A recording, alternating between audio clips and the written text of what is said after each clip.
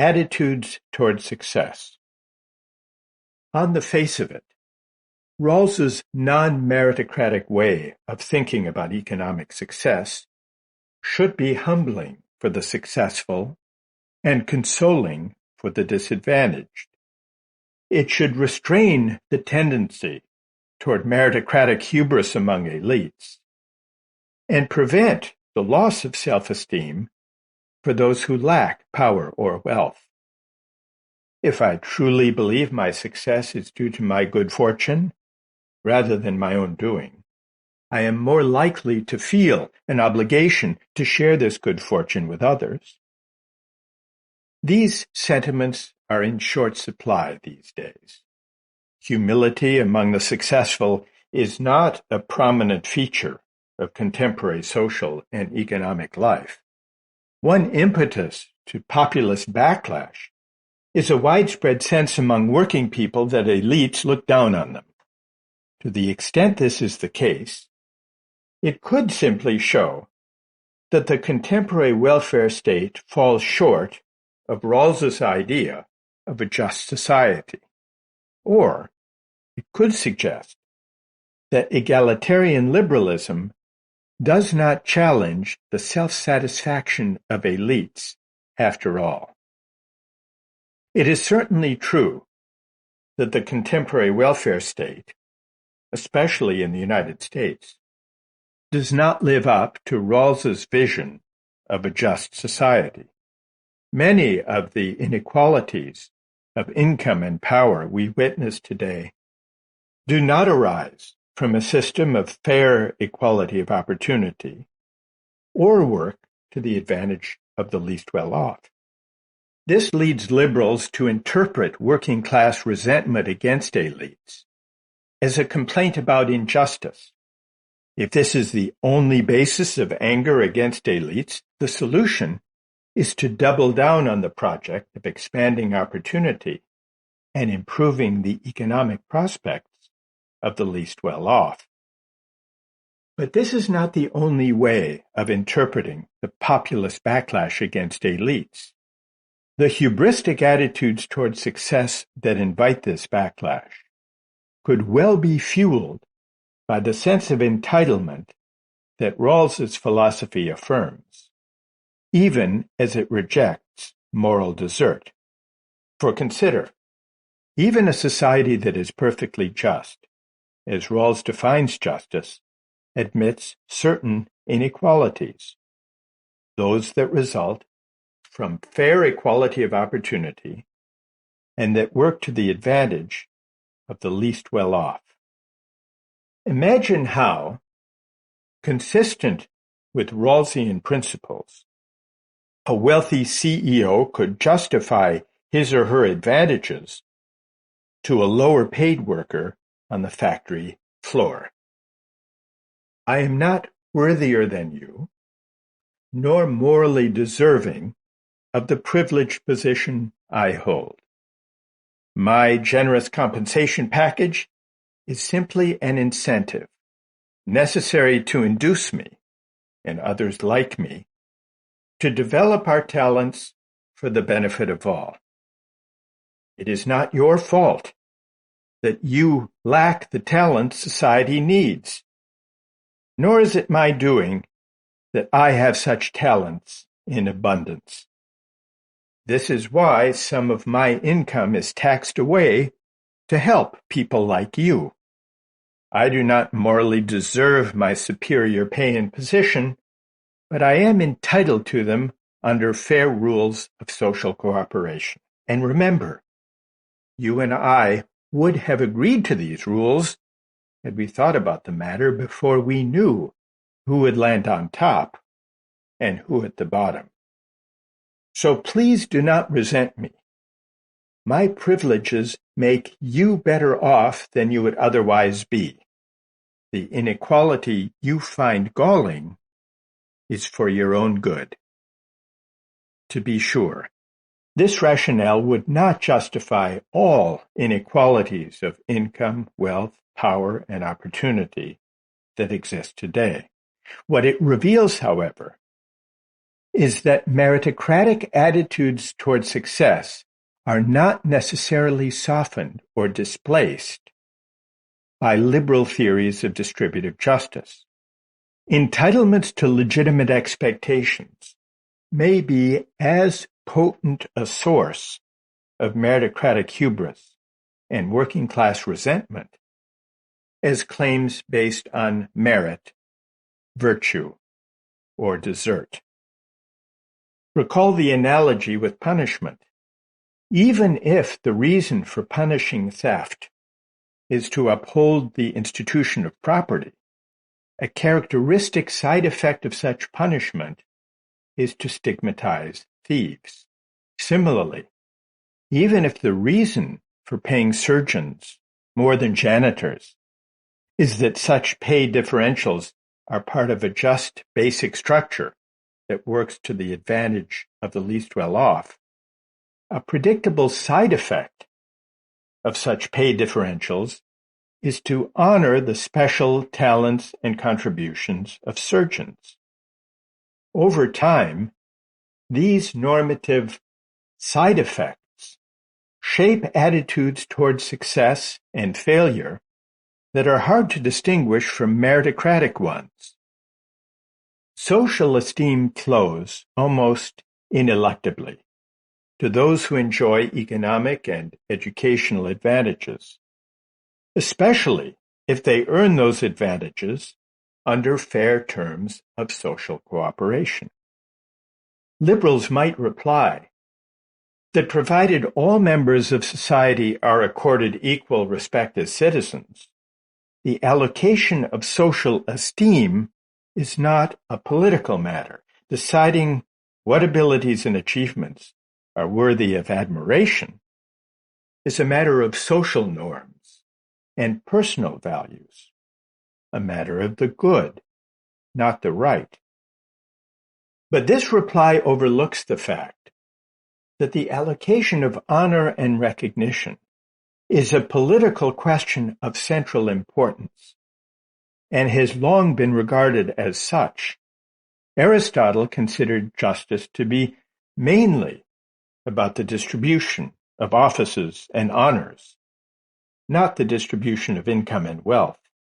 Today's populist revolt against elites is animated in large part by anger among working-class voters at what they take to be the disdain of the professional classes for those without a college degree.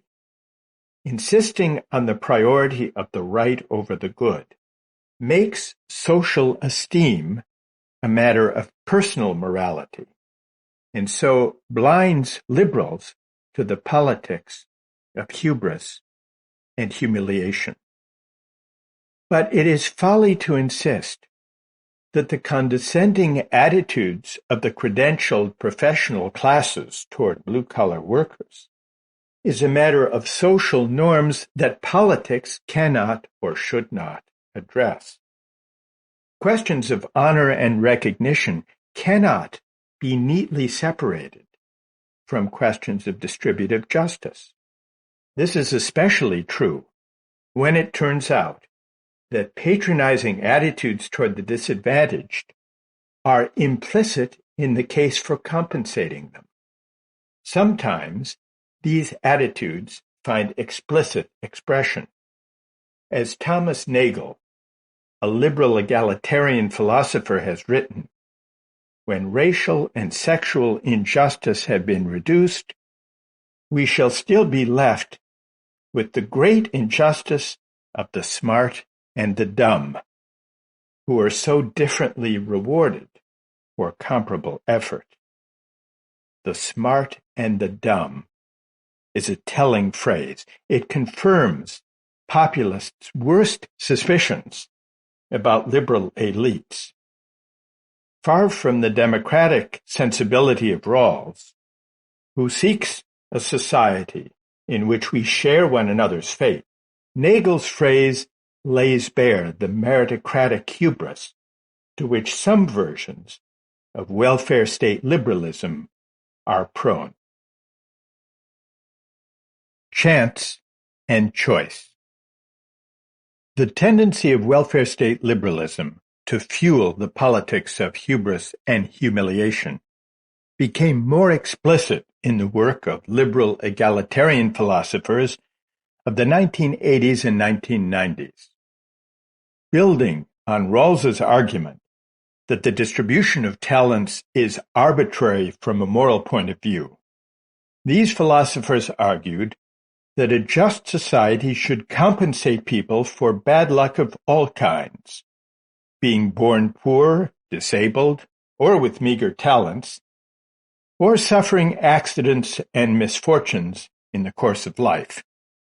As one such philosopher wrote, distributive justice stipulates that the lucky should transfer some or all of their gains due to luck to the unlucky. At first glance, this luck egalitarian philosophy, as it came to be known, seems a generous response to the accidents of fortune in seeking to redress the undeserved benefits and burdens that the lottery of life bestows. It seems to offer a humane alternative to a competitive, meritocratic society. On closer inspection, however, the luck egalitarian philosophy requires exacting judgments of merit and desert, because it argues that people should be compensated only insofar as their misfortune is due to factors beyond their control. It conditions public assistance, for welfare, say, or health care, on whether a needy person is needy due to bad luck or bad choices. This requires policymakers to figure out who among the poor are victims of circumstance, and hence deserving of help, and who are responsible for their poverty, and therefore undeserving. Elizabeth Anderson, a trenchant critic of luck egalitarianism, calls this distinction between the deserving and undeserving poor a revival of poor law thinking. It puts the state in the position of interrogating needy citizens to determine whether they might have averted their poverty by making better choices. This parsing of responsibility is a morally unattractive way of conceiving the obligations that democratic citizens owe one another, for at least two reasons. First, it bases our obligation to help those in need, not on compassion or solidarity, but on how they came to be needy in the first place. In certain cases, this makes moral sense. Most people would agree that a capable person who refuses to work simply out of indolence, even when decent jobs are available, has a weak case for public support. Having chosen not to work, the person is responsible for the consequences. But some luck egalitarians assert a far more expansive notion of responsibility. They argue that even the failure to buy insurance for various possible adversities constitutes the kind of choice that makes people responsible for most any misfortune that befalls them. If, for example, an uninsured person suffers grievous injury in a car crash, the luck egalitarian wants to know whether she could have purchased an insurance policy. Only if no such policies were available or affordable would the community be obligated to help with the hospital bills. Second, beyond its severity toward the imprudent, luck egalitarianism demeans those who do qualify for public assistance by casting them as helpless victims. Here there is a paradox. Luck egalitarians place great moral weight on people's ability to choose. They seek to compensate for chance so people's income and life prospects can reflect their own choices. But this demanding ethic of responsibility and choice carries a harsh implication.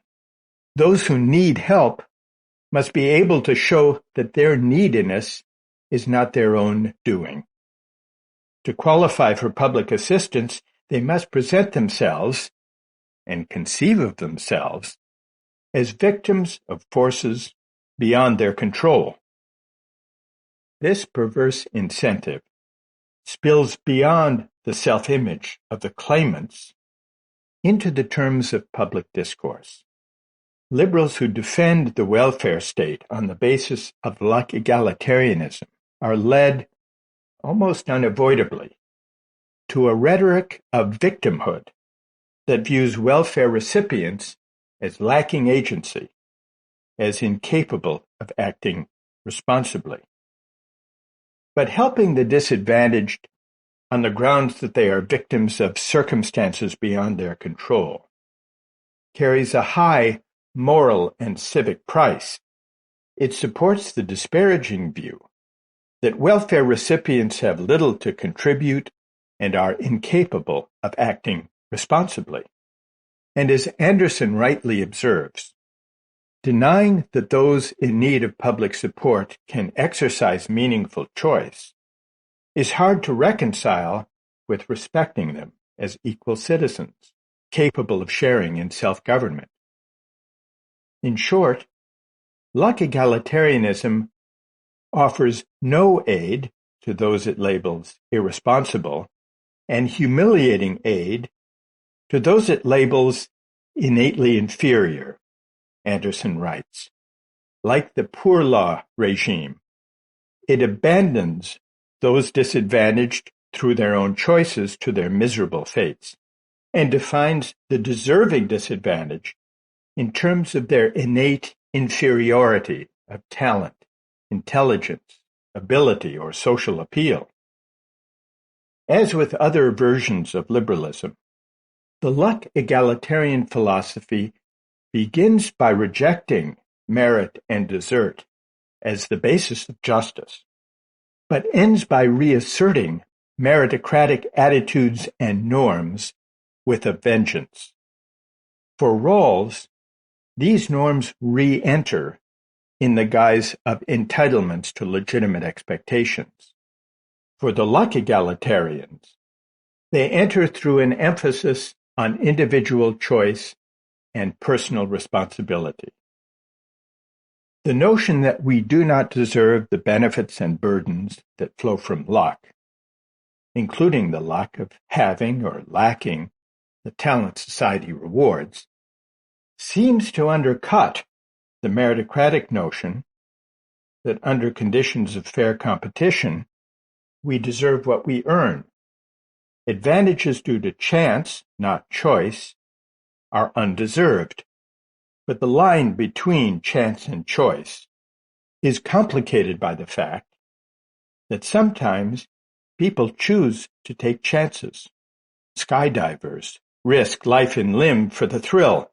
Young people who feel invincible choose not to buy health insurance. Gamblers flock to casinos. Luck egalitarians say that those who choose to take risks are responsible for their fates when their bets go badly. The community owes help only to victims of bad luck they have not courted, being struck by a meteor, for example. Those who lose a bet they have willingly made can claim no help from the winners. Ronald Dworkin makes this point with his distinction between brute luck, the meteor victim, and option luck, the losing gambler. The contrast between chance and choice makes judgments of merit and desert unavoidable. Although no one deserves to lose at gambling, the losing gambler, having chose to bear the risk, deserves no help from the community in paying his gambling debts. He is responsible for his misfortune. Of course, it can sometimes be unclear what counts as genuine choice. Some gamblers suffer from addiction, and slot machines are programmed to manipulate gamblers to keep them playing. In these cases, gambling is less a choice than a coercive practice that preys on the vulnerable. But insofar as people freely choose to bear certain risks, the luck egalitarian considers them responsible for the consequences. They deserve their fate, at least in the sense that no one owes them help in meeting it. Beyond familiar disputes about what counts as a truly voluntary choice, the distinction between chance and choice is blurred by another consideration, the possibility of insurance. If my house burns down, this is surely bad luck. But what if affordable fire insurance were available and I had failed to buy it, hoping that no fire would ever occur and that I could save money by avoiding the yearly premium with impunity? Although the fire itself is brute luck, my failure to insure against it is a choice that converts the unfortunate incident into option luck. Having chosen not to buy an insurance policy, I am responsible for the consequences and cannot expect taxpayers to compensate me for the loss of my house. Of course, insurance is not available for all accidents and contingencies. Some people have the good luck to be born with the talent society prizes, while others are born disabled in ways that make it hard to earn a living. Dworkin thinks the concept of insurance can be extended to deal with these contingencies as well. Since it is impossible to buy insurance before one is born, Dworkin suggests that we estimate the average amount people would pay to insure against being born with meager talents, and use that figure to redistribute income from the talented to the untalented. The idea is to compensate for the unequal distribution of native ability by taxing those who have won out in the genetic lottery. There's reason to doubt that it's possible to calculate the premiums and payouts of a hypothetical insurance policy for the lack of native talent. But if it could be done, and if the talented were taxed, and the untalented were compensated accordingly, and if, furthermore, everyone had fair access to jobs and educational opportunities, then the luck egalitarian's ideal of a just society would be realized. All income differences due to undeserved gifts and handicaps would be compensated for, and all remaining inequalities would reflect factors for which we are responsible, such as effort and choice. And so the luck egalitarians attempt to banish the effects of accident and misfortune points to a meritocratic ideal after all, a distribution of income based not on morally arbitrary contingencies, but on what people deserve. Luck egalitarianism defends inequalities that arise from effort and choice. This highlights a point of convergence with free market liberalism. Both emphasize personal responsibility and make the community's obligation to help the needy conditional on showing that their neediness is no fault of their own. Luck egalitarians seek, by their own account, to defend the welfare state from free market critics by accepting what they describe as the most powerful idea in the arsenal of the anti-egalitarian right, the idea of choice and responsibility. This reduces the disagreement between free market and egalitarian liberals to a debate about the conditions under which a person's choices can be considered truly free, rather than burdened by circumstance or necessity. Valorizing talent. Although free market and egalitarian liberalism both reject merit as a first principle of justice, they ultimately share a meritocratic bent. Neither effectively counters the morally unattractive attitudes toward success and failure to which meritocracies are prone: hubris among the winners and humiliation among the losers. This has partly to do with their insistence on parsing personal responsibility. It also reflects their valorization of talent, even as they insist that one's native abilities are a matter of luck, and hence arbitrary from a moral point of view. They take talent, and in particular natural or innate talent, incredibly seriously. This is especially true of egalitarian liberals, who attribute income inequality in large part to the results of the genetic lottery. They devise elaborate measures, such as Dworkin's hypothetical insurance scheme, to calculate and compensate for differences of natural or innate or inborn talent that, unlike social and cultural advantages, cannot be offset by equal educational opportunities.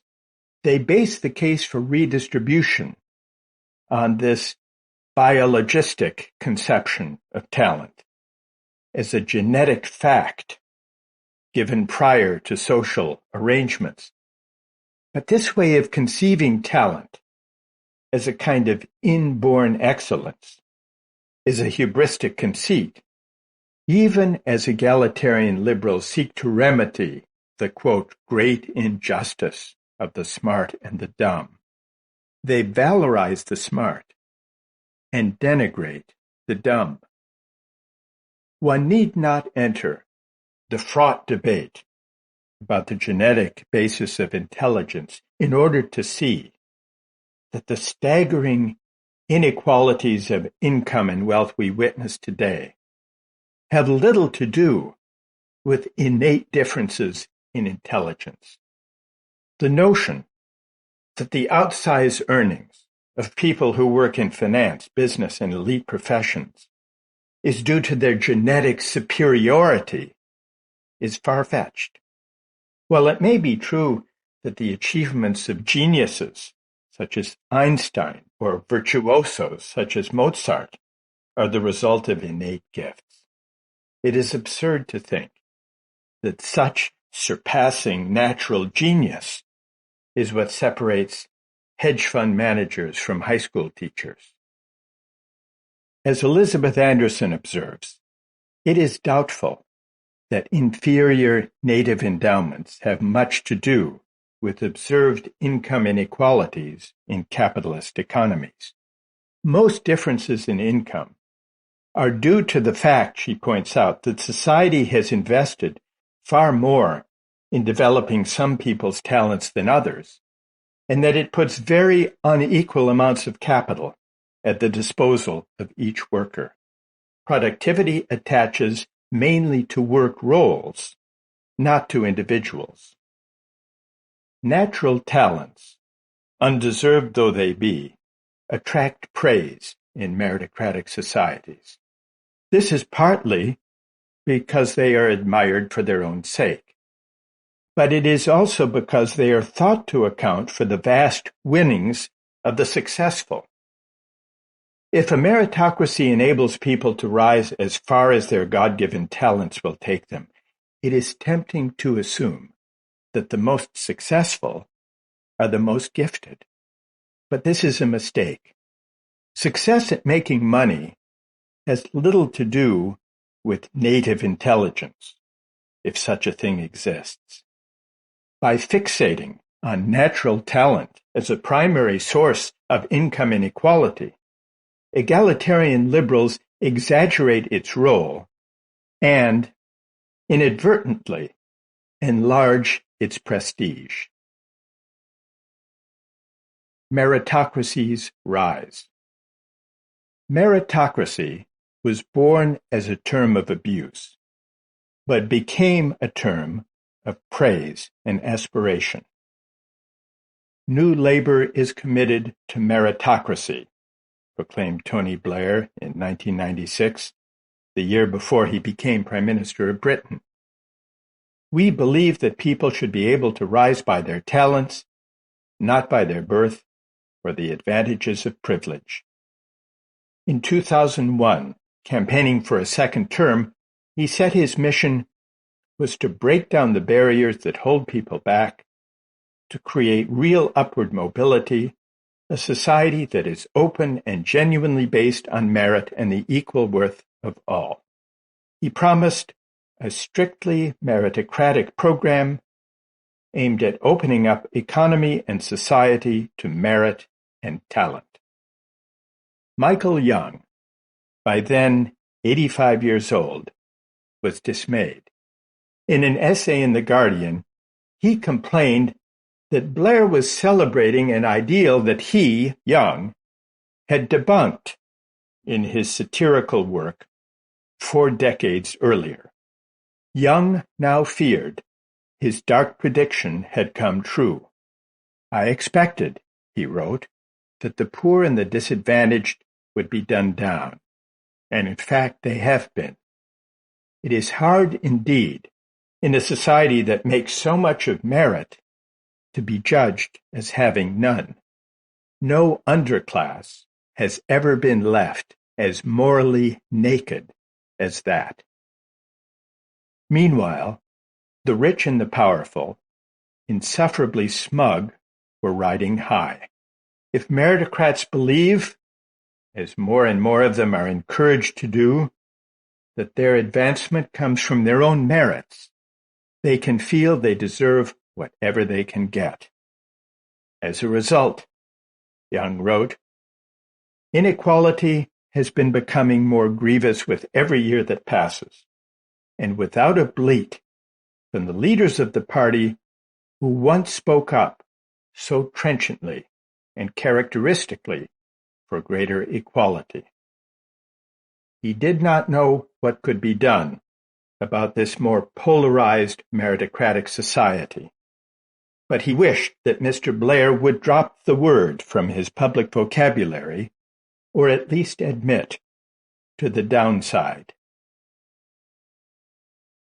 For the last several decades, the language of merit has dominated public discourse, with little recognition of the downside, even in the face of deepening inequality.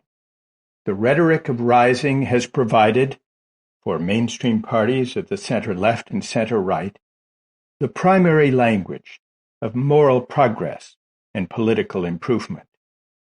Those who work hard and play by the rules should be able to rise as far as their talents will take them. Meritocratic elites had become so accustomed to intoning this mantra that they failed to notice it was losing its capacity to inspire. Tone deaf to the mounting resentments of those who had not shared in the bounty of globalization, they missed the mood of discontent. The populist backlash caught them by surprise. They did not see the insult implicit in the meritocratic society they were offering. 6. The sorting machine. If meritocracy is the problem, what is the solution? Should we hire people based on nepotism or prejudice of various kinds, rather than their ability to do the job? Should we go back to the days when Ivy League colleges admitted the privileged sons of white, Protestant, upper-class families with little regard for their academic promise. No, overcoming the tyranny of merit does not mean that merit